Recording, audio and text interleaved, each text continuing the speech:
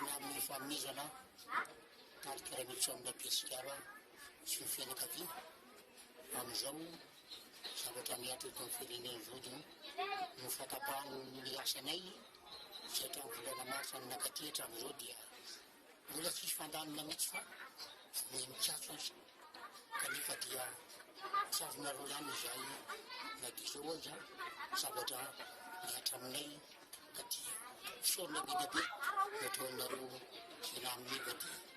tena Andriamanitra velavelona.